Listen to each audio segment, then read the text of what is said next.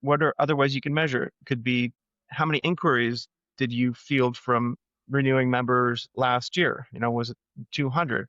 Well, let's see if we deploy an AI assistant this year, will the number of inquiries drop significantly? Or how many members waited to the last hour of the last day to finish renewal? Maybe they started earlier, but maybe it's hard and confusing for them, so they kept putting it off. So that's another measurement. Roll out the AI and just compare the numbers year over year. And I would just say pick one that you can measure, that's simple, it's safe.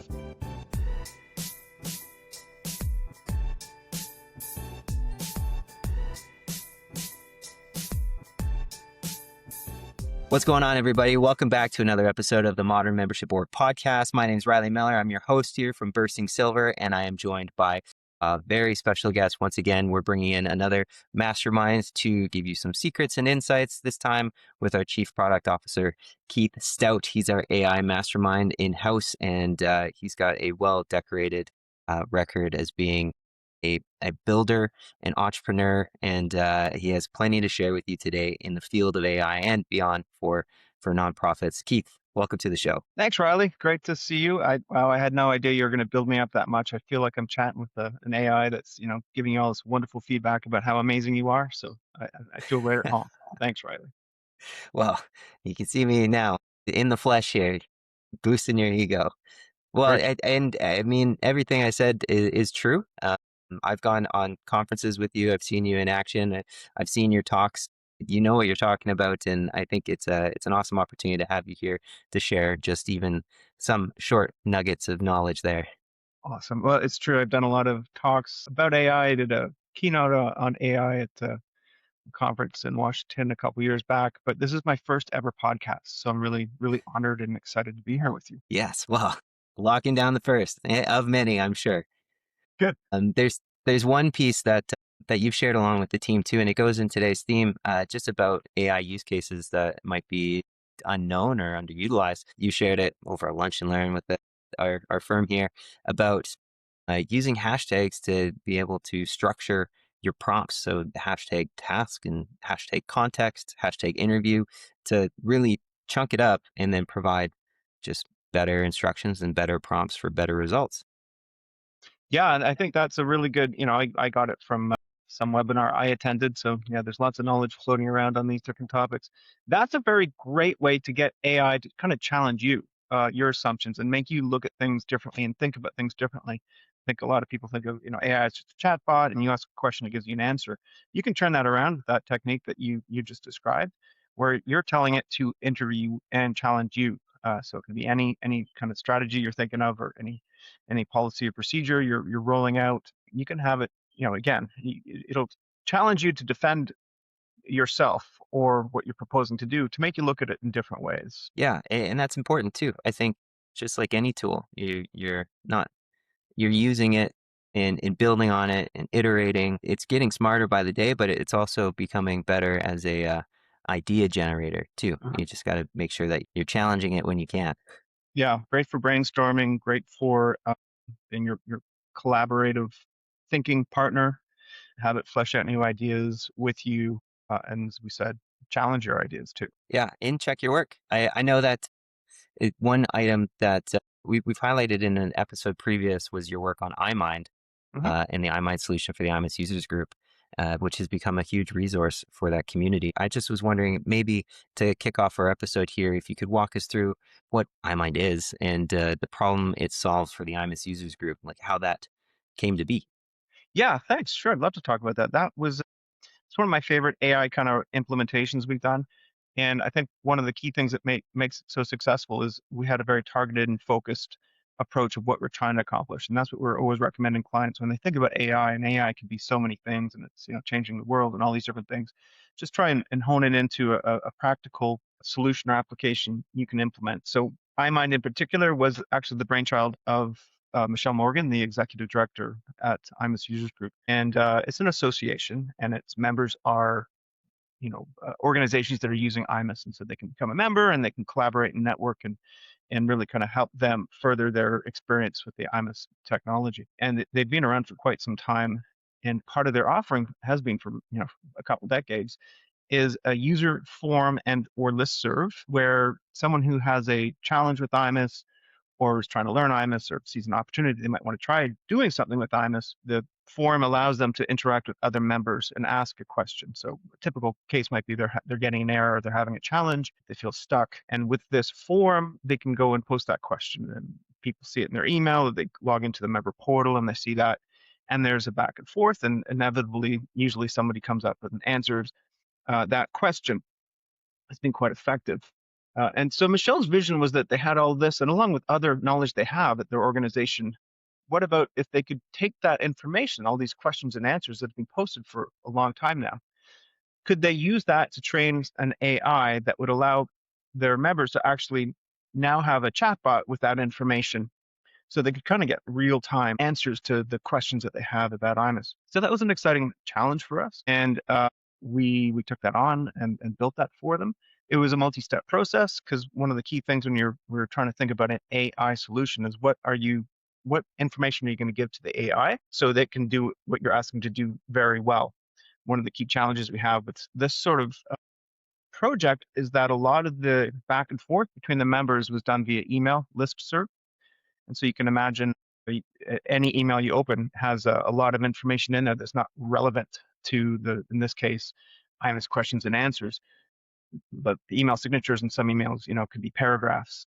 So if you just grab all the email information, you dump it into an AI assistant to have it trained on that and set it loose to the members, it'll, garbage in, garbage out, right? I think we're all familiar with that term now. So we had to clean up that data and do several different steps to get it to a level where it's actually very good at what it does.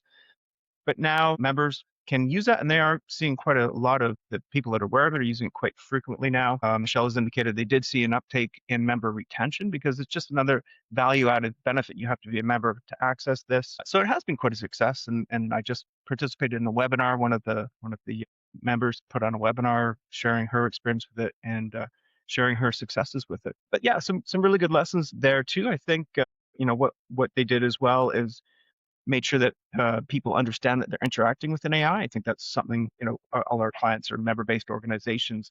So some things to think about is ensuring that if you are having your members or the public interact with an AI, make sure it's clear to them that it is. In this case, because it's actually giving people advice or helping them maybe solve problems or realize opportunities, we put it behind a waiver, like a form that someone had to sign indicating they understand that it's AI and it's not going to be a perfect answer just to protect them even legally, but also to make sure that the members understand that, if the AI gives you some bad advice, don't just follow it blindly. So anyhow, that was a great project. Yeah, and I think you highlighted a couple points there about even from the iMIS user community there, it improving their retention by offering a new resource. Mm-hmm. You're giving some transparency efforts in terms of using this technology and not pretending it's something it's not. It's Yeah. a tool and it's an outlet, but ensuring that there's also that level of uh, honest Mm-hmm. approach to it as well. It's not always perfect. Yeah. Yeah. And I think, like I said earlier, the objective was quite targeted and focused. And I think that's also why it was so successful. If you're thinking about rolling out an AI solution that's going to kind of be the be all end all, everything that your organization does and be an expert at every policy and every procedure, I don't think you would have as successful an outcome. So I think, yeah, that's what we're always trying to strategically guide our clients to understand that the best way to succeed with AI is to have very clear, defined objectives of what you're trying to accomplish. Yeah, I mean, this is just coming to mind too because of the talk that I did about chatbots at the iMIS users group. It was actually a proposal you put together to train about how to implement AI at an organization, starting with a chatbot. I think some of the foundational pieces there was starting with your why or what you're answering before you even get building. I think that was key, instrumental in terms of how to adopt this technology. Are there any other points that you would raise for teams that are looking at adopting certain tools or technologies? Sure, yeah. Well, I mean, I think having an AI governance policy is the first step to take, and it doesn't have to be a complex, long policy paper. It really is what you're allowed to use AI for, what you're not allowed to use it for, what tools you're allowed to, and I'm talking about what the staff are allowed to use or not use. And what the process is for if staff want to use a tool, what is the process to getting that vetted and approved? Some of the things we kind of touched upon as well. It's important that if the members of the public are interacting with an AI, it's important that they are aware that they are and don't try to fool them into thinking that they're talking with a person. So, an AI is actually really good at helping craft these AI policies. So that would be the first thing to have in place. But I think having a very targeted and focused objective, I've already said a couple times now, is really key. If it was important for us with the iMind to test it thoroughly before it was used. And if you're trying to have one AI that knows everything and does everything, how are you even going to test that effectively? What was a nice opportunity for us. So we know, obviously, we know iMIS very well.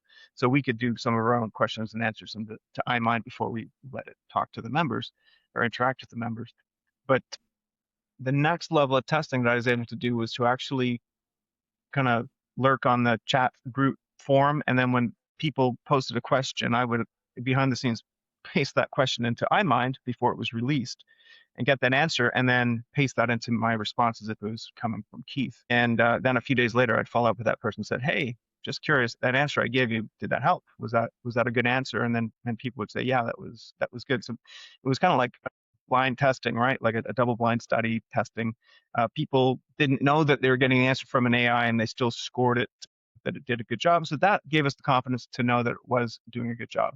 So being able to test and validate that the AI is giving good answers before you obviously expose it to anyone else is one of the key things too. So again, if it's targeted and focused, you can do that. If you're trying to make the one AI that does everything, it's just going to be, you can't have confidence that it's going to give good answers all the time. I like how you're running it through the Keith filter too before you send it.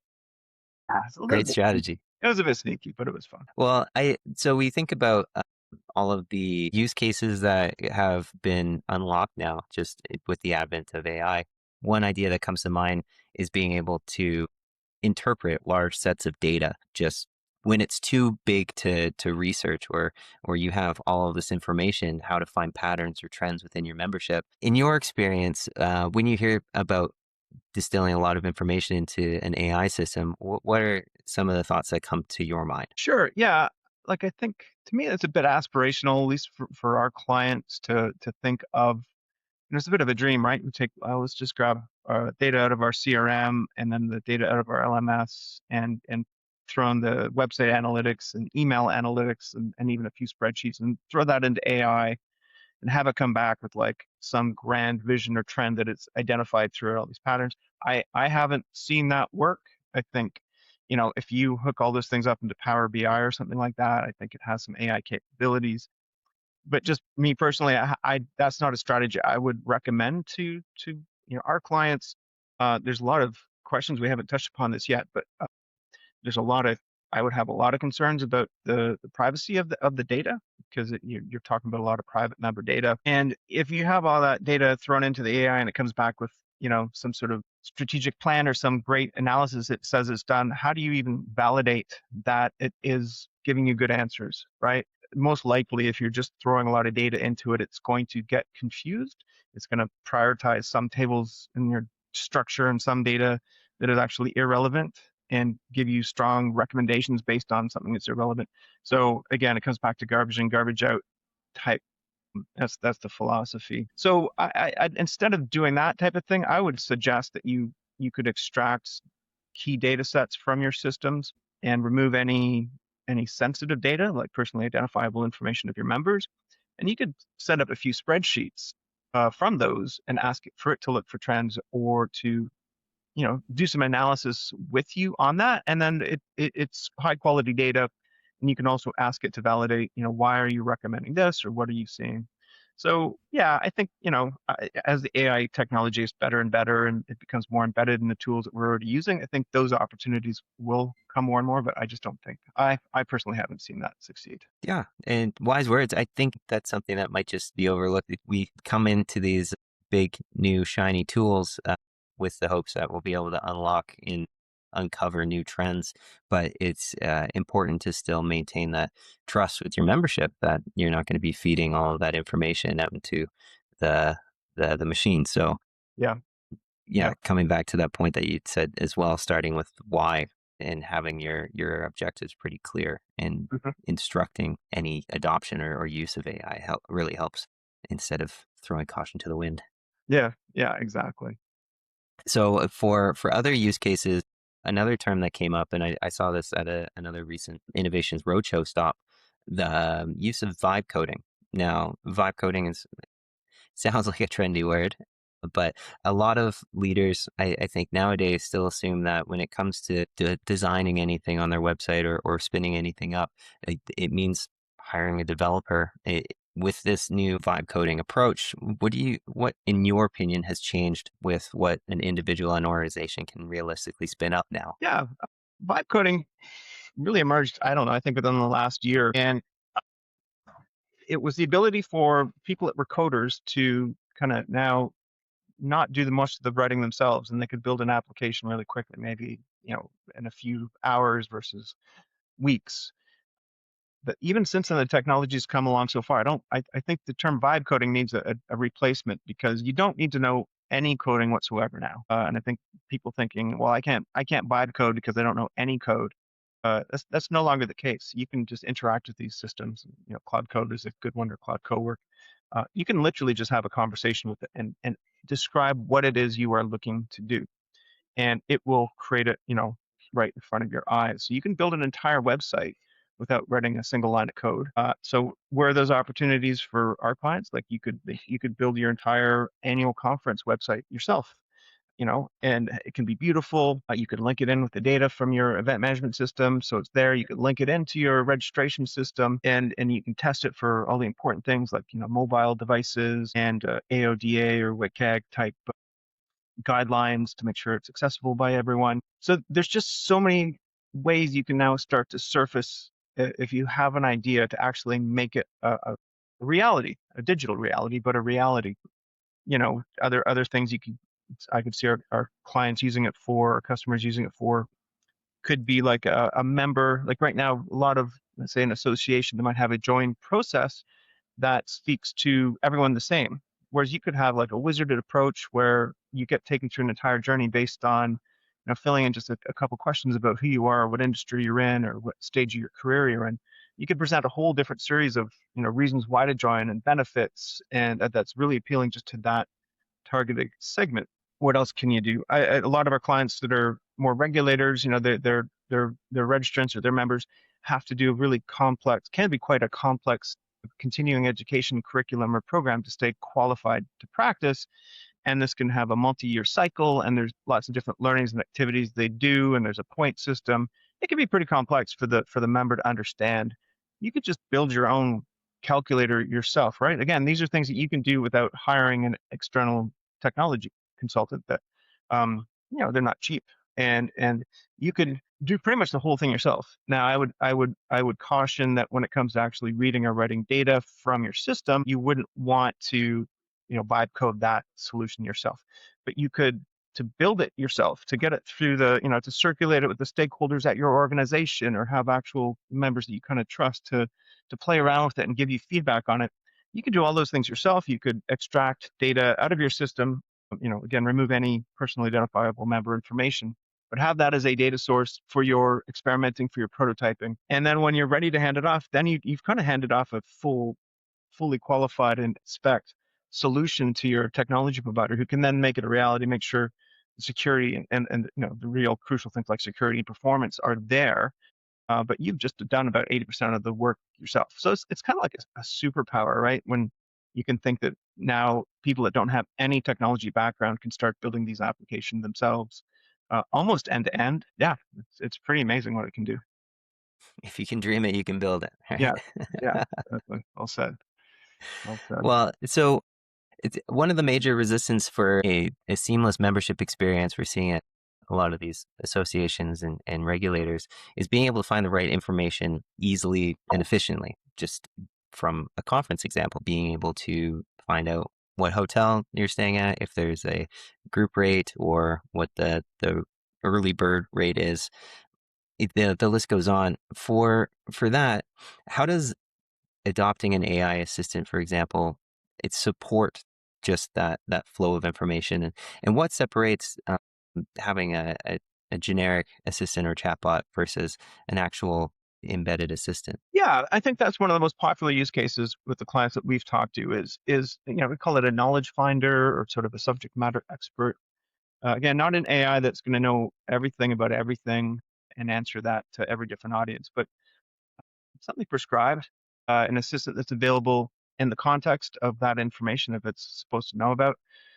So you gave a good example about a conference. A lot of organizations or clients have annual conferences, and these can be pretty complex.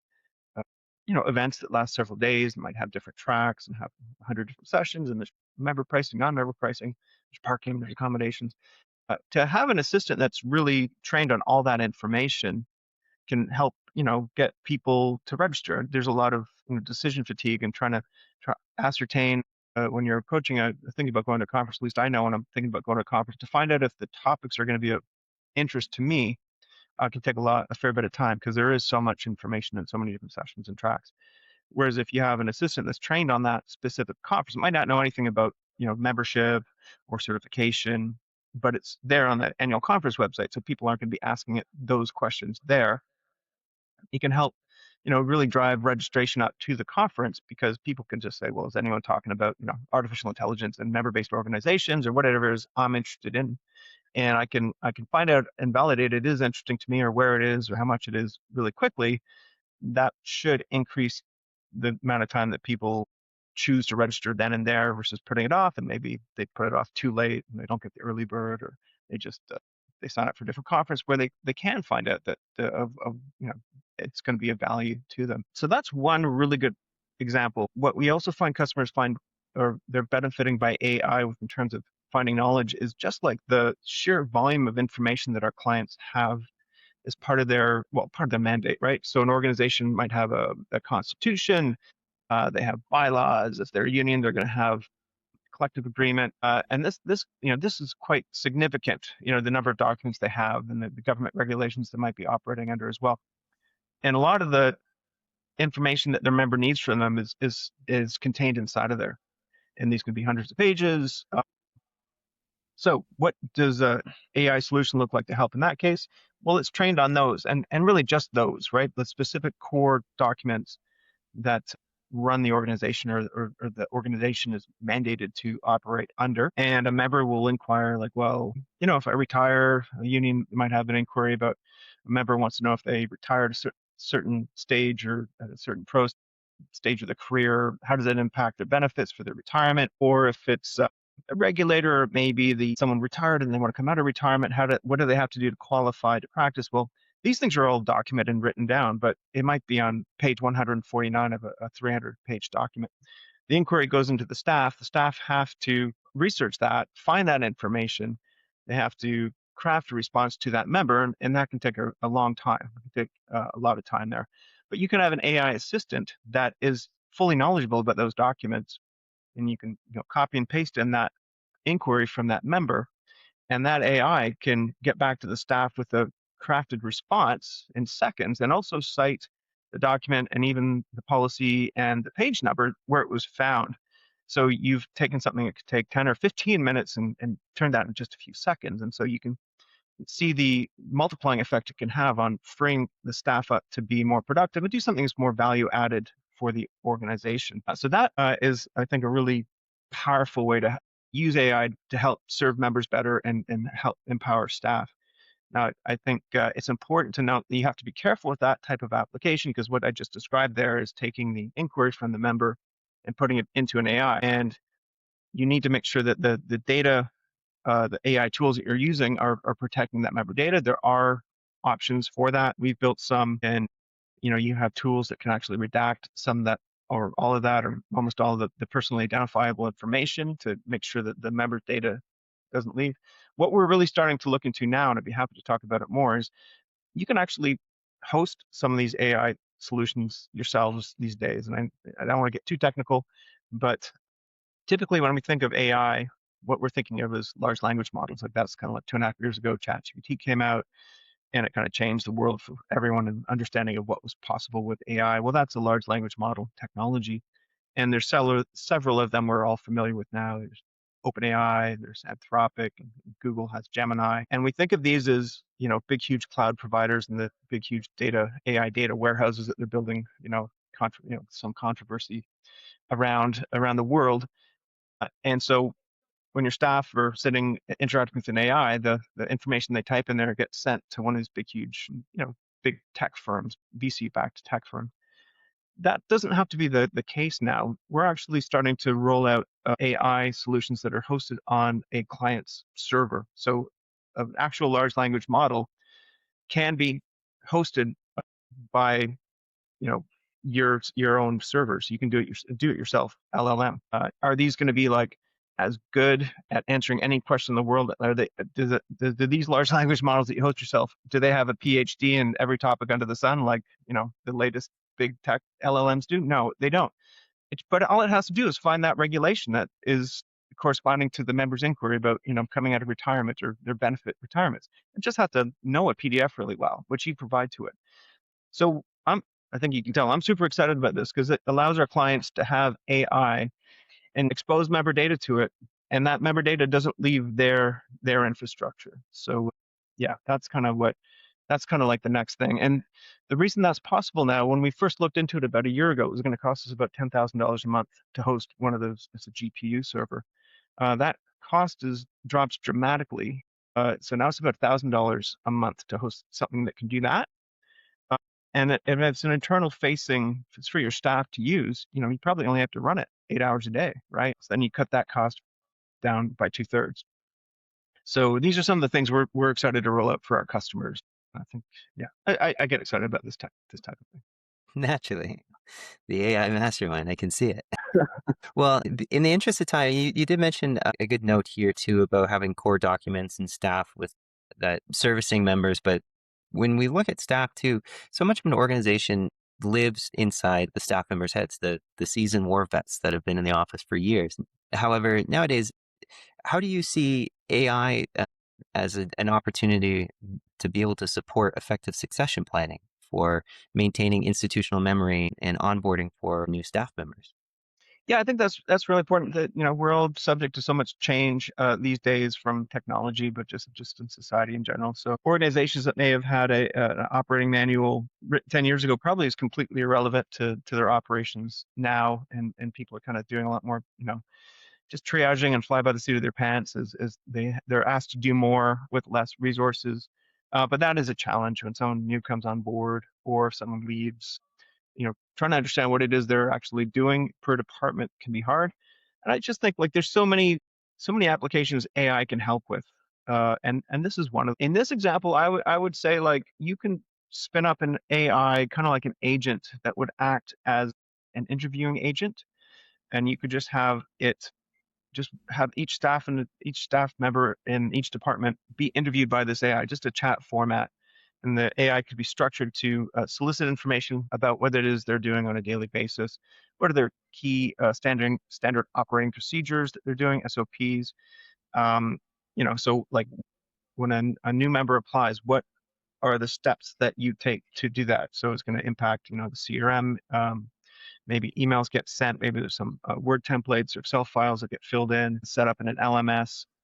The AI would interview each staff member individually, and this would just be casual, right? Just the way you and I are chatting, maybe typing, but it'd be chatting. And you do that for each person, and some common elements are going to keep coming up again and again, like the CRM and the email templates or Word templates. You do that across the entire department, for example. You could then take each response and roll that into an AI that would consolidate that and write a draft of an operating procedure of what is happening at that department. It wouldn't be perfect, but it would be kind of get you 80% of the way.